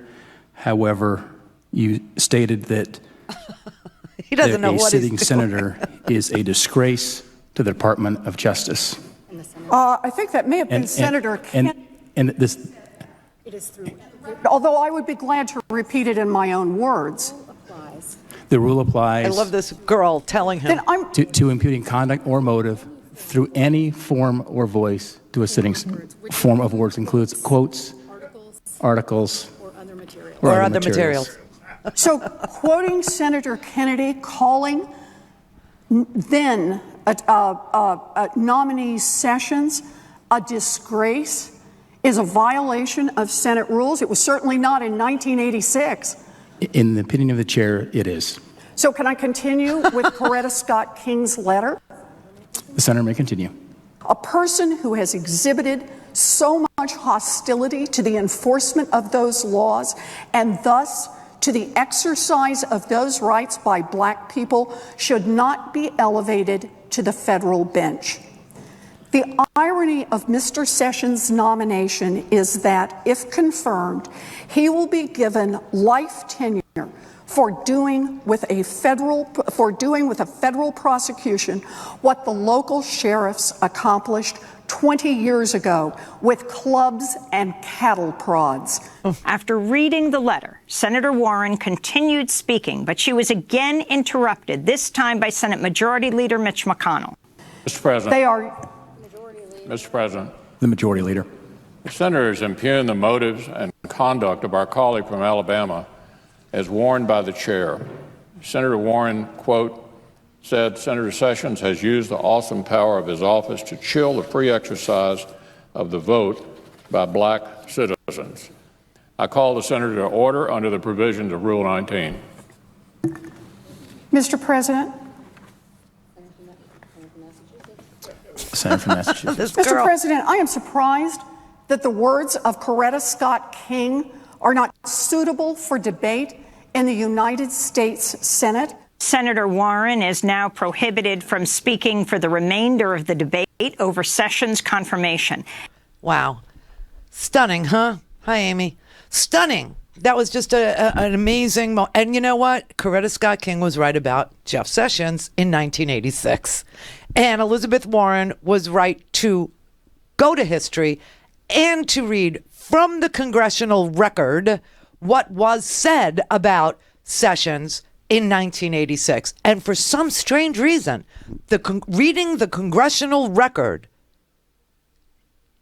in Congress is a violation of Rule 19. But the best part is that the man presiding that night, Senator Daines, had no clue about process. No clue. He had a girl standing in front of him. And then, of course, Mitch McConnell rolls out of bed and he gets all dressed and goes up to the Capitol Hill. And he's, it was shocking. But now Sessions is under investigation, too. And, you know, you can't really fault people who are not conservatives, who are not members of the GOP voting bloc in the House and Senate for being right. Because they were. That's a fact.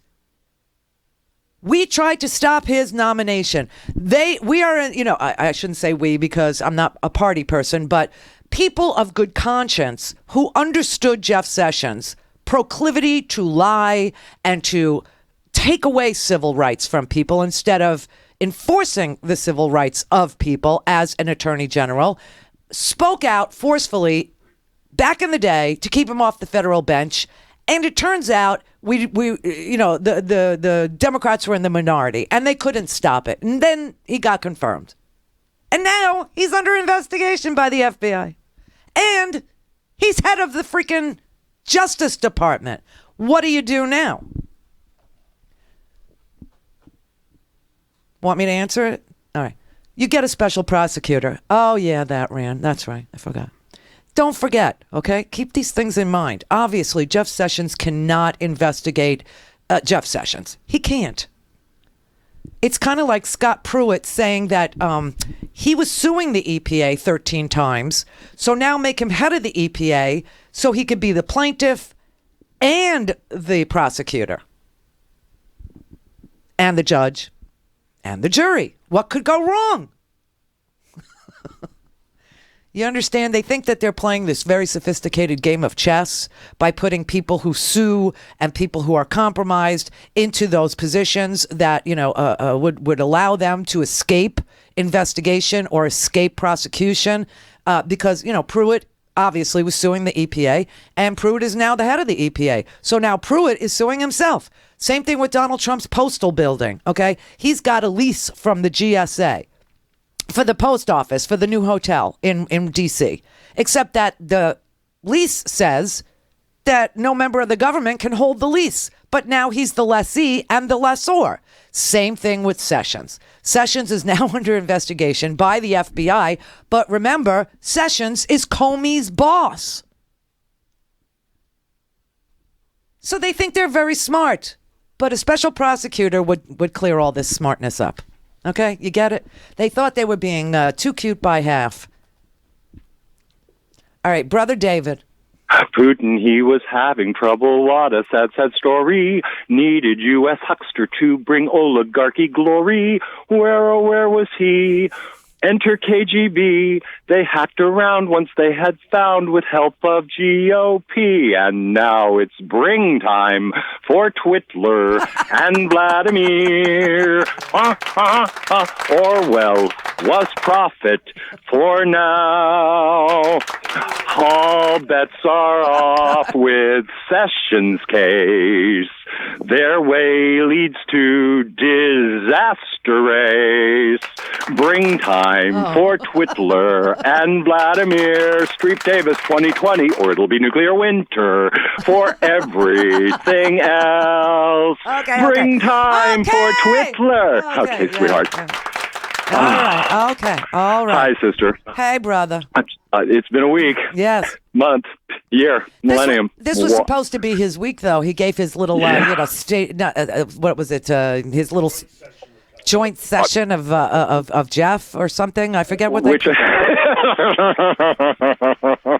And he was doing so well. You even had the CNN punditry sitting there going, very presidential, very, very, very. Oh my. And then he freaking, lies. Jeff's it's just like, wow. Just flat out. Just right there. Verifiable in front of our lying eyes. Well, recuse me. It's huge, I'm telling you. It's huge. Huge, yes. Bigly recusing himself. Yeah. Hey, chat room, tell everybody, YouTube, like, subscribe, buy a stinking podcast. Oh, thank you. I appreciate that. By the way, does anybody know what it means when you have 1 million hearts on Twitter? Oh, that's pretty good, Randy. On Periscope.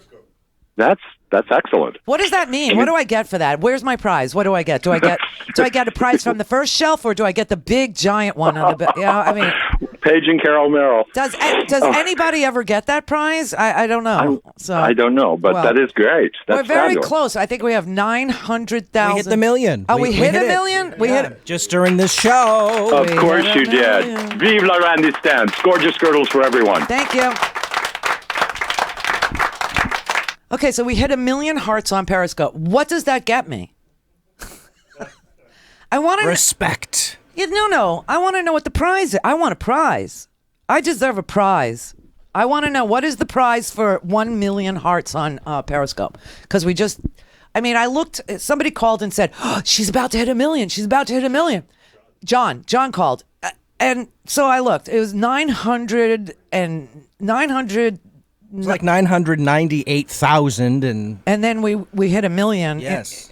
In the last couple of minutes. But what's the prize? What do I get? All right, Jody in Chicago.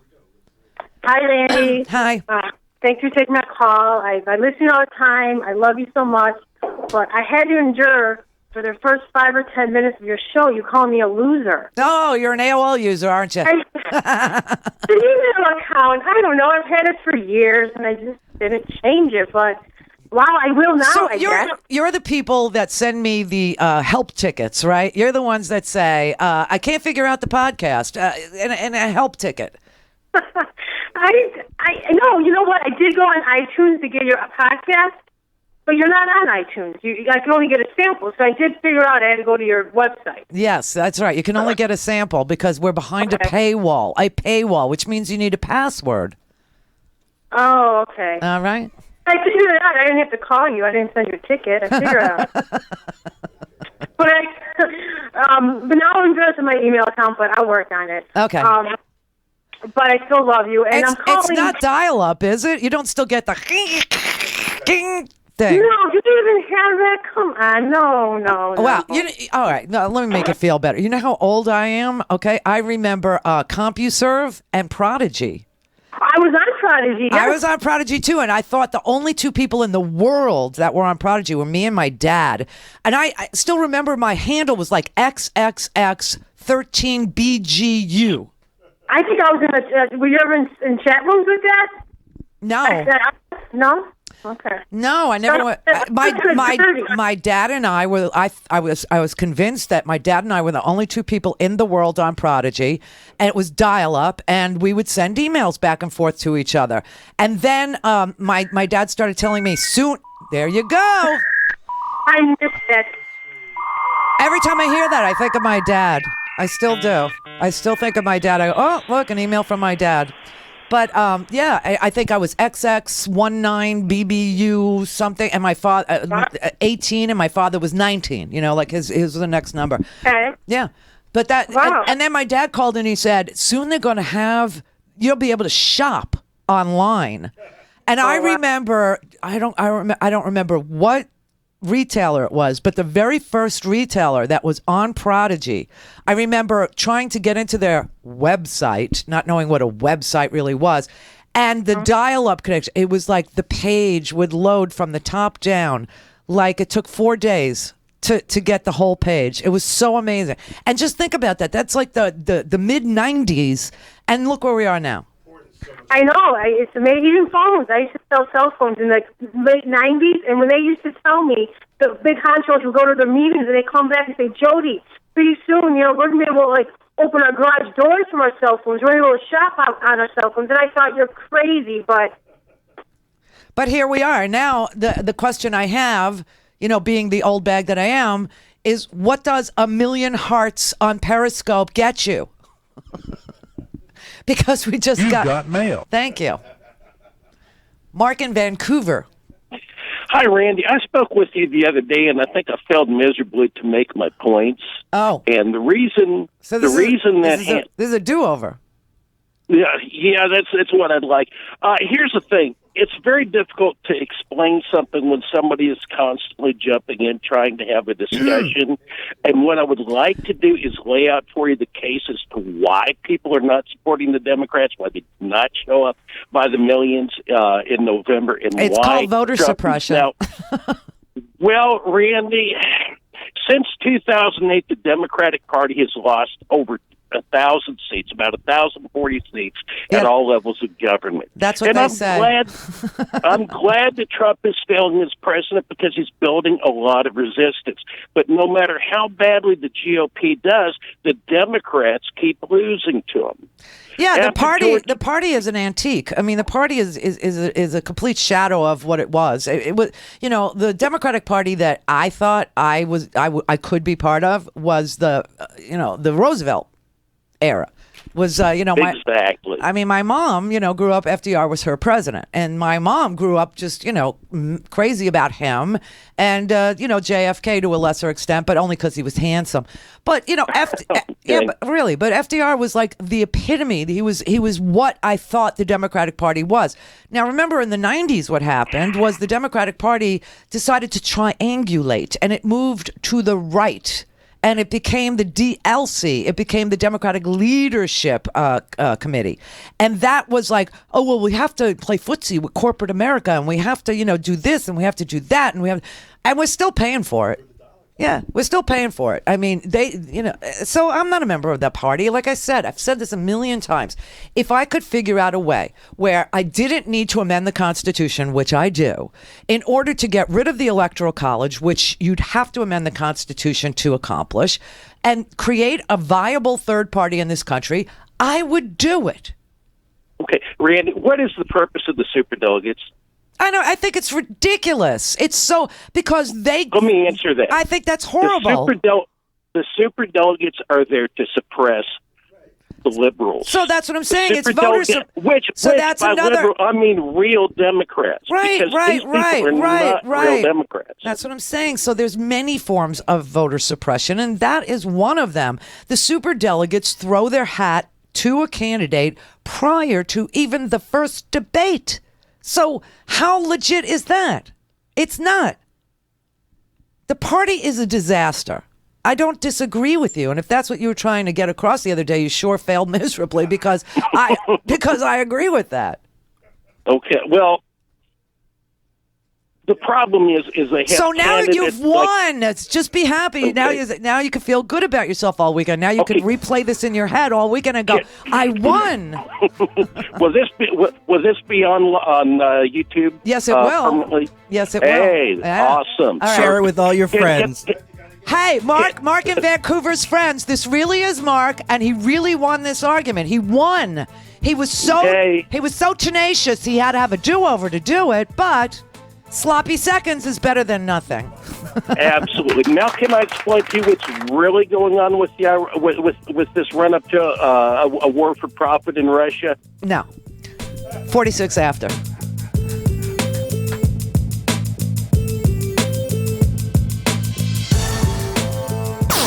All things Randy at randyrhodes.com. Go for launch. Speaking truth to power, The Randi Rhodes Show. Buy a stinking podcast. I'm David Pakman, host of The David Pakman Show on the Progressive Voices channel. Check out this clip from my show. Donald Trump has reportedly rejected an intelligence report on his majority Muslim nation immigration ban, basically because it just didn't go along with what he thought, which is that it'll improve national security, which we all knew was actually not going to happen. Compiled by the Department of Homeland Security, this report given to the Trump White House said that if you ban all of the citizens of 7 predominantly Muslim countries from coming to the United States, that it's not an effective way of stopping terrorists from coming to the U.S. because, quote, the country of citizenship of an individual is unlikely to be a reliable indicator of potential terrorist activity. Well, yeah. This report given to the Trump White House found that in the last 6 years, foreign-born U.S. residents who were inspired to participate in terror acts had actually come from 26 different countries. However, only 2 of those countries, Iraq and Somalia, are among the top 10 origin countries for foreign-born individuals engaged in terror. And there have been 0 successful terror attacks perpetrated by citizens of any country on the list on U.S. soil since 9/11. And of course, most of the 9/11 terrorists from Saudi Arabia, which isn't on the list at all. Also, the report found that more than half of the 82 people, quote, primarily based in the United States who had been killed while engaging in acts of terrorism were born in the United States of America. These are facts. I've been talking about them for a long time. The Trumpists don't seem to want to hear it. So how did the White House and Trump respond to this report? I don't think you'll be shocked to hear that they dismissed the entire thing as poorly researched and politically motivated. A senior administration official said, quote, the president asked for an intelligence assessment. This is not the intelligence assessment that the president asked for. That's a CEO answer, Pat, which is if you're a CEO and you get data that doesn't confirm your preconceived notions, you ask someone to change the data to reflect your reality. And that's what Trump wants here. He wants reports that reflect his political reality, which is not reality as we know it. I mean, I think it's fair to say that Trump and company, people in his administration like Steve Bannon and Stephen Miller, are laymen on the topic of national security. So you'd think they would just kind of defer to people in the intelligence community, and people in their own department. Think they also wouldn't be on the National Security Council. Right, that too. And also defer to people in their own Department of Homeland Security. But this is never about keeping Americans safe. This is about fulfilling a campaign promise. And at the core, I mean, it's pretty xenophobic. It's almost like Trump is clueless and unqualified to be president. If only we had national debates that might have helped us figure that out. I don't know, that would have been useful. Every time I hear that Donald Trump opined about something in a way that makes him sound completely clueless, I'm reminded that he's the same guy who said this just a few days ago. This is my new go-to. You know what uranium is, right? This thing called nuclear weapons and other things, like lots of things are done with uranium, including some bad things. Yeah. Do you know what my favorite part about that is? He's kind of being patronizing when he says it, as if he's like educating someone else about what uranium is. Yelling fake news at CNN when you don't like what they say is bad. Yelling fake at intelligence agencies when people's lives depend on their work is worse than bad. A more general headline for this story would be, Trump rejects anything that doesn't corroborate what he already believes to be true. And that's incredibly scary for a president to be doing. You've been listening to part of the David Pakman Show on the Progressive Voices channel. For full audio and video podcasts, interviews, and more, go to davidpakman.com and check out our YouTube channel at youtube.com/The David Pakman Show. The Randi Rhodes Show is brought to you by our partners at ITM Trading. Call them at 1-888-OWN-GOLD and ask for a free gold kit. 1-888-OWN-GOLD. The Randi Rhodes Air Force. The Randi Rhodes Show is live on randyrhodes.com and the free Progressive Voices app for Android and iOS. Visit the App Store or progressivevoices.com now. Were you jealous of the size of the crowds at Trump's inauguration?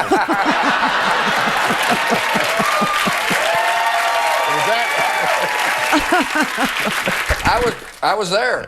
I know you were there. I was the guy trying to put the You tried to put the poncho on. the poncho. Yeah, we noticed that actually. Yeah. You know what? When you're president, you have a poncho handler. When you're out of office, you're on your own. You're on your own. That's right. I was looking at Dick Cheney while that was happening. He seemed to really be enjoying that poncho moment. Yeah, helping me with the poncho. Well, he wasn't exactly helping you as so much as he was glaring at you while it was happening. You know, Jeb Bush, as I mentioned, is a guy that I'm friendly with. I have a relationship with Jeb. So do I. We email from time to time. He was very kind to be a part of something I did for the Emmys last year. I wonder, because I was thinking about it with my little brother, like if a guy was saying things about my little brother, I'd want to kill him. I'd want to beat him up. Did you get angry and have just that kind of a reaction? No. You don't care about Jeb? I care about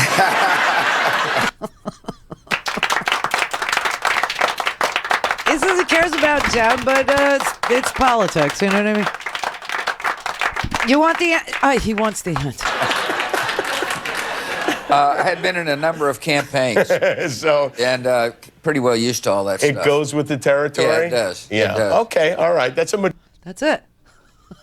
You all right now? I was saying because he's, it was a nice moment. With, he likes his brother. So I got to tell you, this is a strange moment for me. Because this is a moment where you realize that George Bush wasn't really the bottom of the barrel, that it could get worse, that it could be. This is a man who crashed our economy. 4 airplanes made U-turns over the most secure space in our entire country, New York and Washington, D.C., on a sunny morning on a Tuesday on September 11, 2001, and started 2 wars, lowered taxes, and gave us a debt that we'll be paying off for the rest of our lives, our kids' lives, and our grandkids' lives. And he's not the worst. It was a very strange moment for me. I got to tell you, it's like, should I watch Kimmel? Should I not watch Kimmel? Then after the Oscars, I said, okay, I'm going to watch Kimmel. And then I watch Kimmel, and then he has Bush on, and I'm like, I can't watch Kimmel. So it's like Bill Maher. It's like that. You know why? Because there's nothing on Friday night. There's nothing on at 10 o'clock on Friday night. And so, and I just, please. You know how it is, right? Howard watches me all the time because Howard goes, is real time on? And I go, oh, come on, do we have to? He goes, come on, there's nothing on. There's nothing on. It's like everybody signs off. Even Don Lemon isn't there. Do you know what I mean? Like they'll play Finding Jesus. Yeah, that's right. Right? I mean, they'll play Finding Jesus, and, MSNBC's into Lock Up Raw, although I very rarely watch MSNBC. Very rarely. They should have this show on. Something. Right. Put Joy Reid on an endless loop. She's fabulous. She's the only reason to watch MSNBC, I think, is, AM Joy. I love that show. But honest to God, it's always on CNN, and then when CNN goes to, like, Finding Jesus, I got to go watch, HBO. It sucks for me. Yeah, it does. It sucks for him. I don't understand what the thing is. I don't understand what it is. For the life of me, I never get booked on MSNBC. I used to live. I mean, it's crazy. And Bill Maher, same thing. As if they don't know we're here. It's just, and I got to the point where I just don't even care anymore. But to watch it is to rub your nose in the not caring. Do you know what I mean? Plus, I'm like a little buzzed at 10 o'clock on Friday, so I get a little outraged. All right, Paul in Woodinville. Until this day, I did not know it was Benzini all along. Barzini. Barzini. So who's Barzini to you? Who do you think is Barzini? I don't know. It's Felix Seder. Is it? Yes. Barzini is Felix Seder. Okay, here's what we know. We know that W is the Fredo of the family. Right. Trump is Sonny. Trump is Sonny? Yes. And Felix Seder is Barzini. Okay, well, Now, if that's all true, then you know how it ends up. When we start having our Luca Brazzis like they're having in Russia, And Paulie's, you won't see Paulie around no more. Leave the gun. Maybe take the cannoli. Take the cannoli. Yeah. Yeah. That's it. Thank you. He used it all up. Ed in Chicago. Yeah, hi, Randy. Hi. Your first caller made me think of something you said a while ago, and I was wondering if you ever got any feedback on it. When you were talking about how we really need a liberal think tank, something to amplify the message. We need a bunch of them. Think of all the ones they have. Yeah, well, my problem isn't, I'm like that caller, my problem is with the Trumpeteers. I just kind of ignore them, but it's with all these coworkers I have that the news is kind of periphery to them, it's just, and you try and explain to them what's really going on, and it's so crazy. They look at you like, you're wearing a tinfoil hat, and then you try and present them with facts. And it's just, and then they call you a snowflake. Yeah, well, no, not that. They just,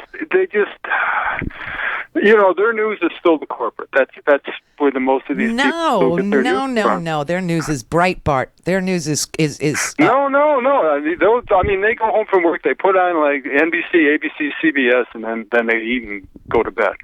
And those other people, like I said, it's these aren't like Breitbart weirdos. These are people who just, the news is not, that's where they get their news, is corporate. And I don't know, I was just wondering if you had heard any feedback or anything at all happening about getting, because we got so many great messengers out there, but it's all kind of scattershot. No, we're on our own. I'm just wondering if you had heard anything about that, because I okay, when you brought it up, I thought that is a great idea. It is a great idea, but we're on our own. We really are. We're on our own is what it is. They have a million things going for them. They've got the Heritage Foundation that buys books from their ne'er-do-well talk show hosts, and then they buy them 25,000 at a time. So the guy goes up to the New York Times bestseller list overnight, and then they give the damn books away because and they take it as a loss. As a business operating loss. It's such a scam what goes on. But we don't have anything like that on the left. We just don't. We don't support each other. We're like herding cats is what it is. Jason in Simi Valley. Okay. I'm going to defend AOL. I hit a nerve. No, there's a reason. Yeah, that's only been gone for 20 years, okay? I know. But here's the thing about AOL. Their privacy their agreements are much better than Gmail. Then how did he get hacked? What? He got hacked. Everybody gets friggin' hacked, Randy. Oh, Come on. Please stop it. Yeah, you want to see Gmail accounts get hacked? Thank you. The other thing I don't use Gmail. Every email account gets one time or another gets hacked. That's his life. But I did want to mention one thing before the show goes away about the Citolini going out trying to attack Schumer and Pelosi for meeting with the Russians back in 2003, and it's like they should be investigated. Yeah, for when they were on a record, elected and in office, and having an official meeting with the Russians. Thank you. In public. Eating donuts.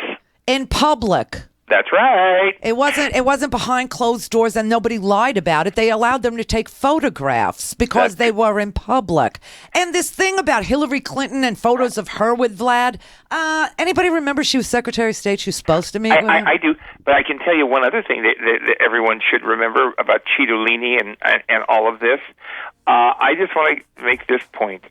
Drip, drip, drip. It's not going away. No, it's not going away. And because they lied. That's the thing. If they would have been forthcoming and they would have said, listen, we love the Russians. They're a great source of finances for us. Mm-hmm. They wouldn't have won, but they would have been honest. So, Lizanne, we're out of time. I'm so sorry. Enjoy your weekend. Buy a stinking podcast. Thank you very much.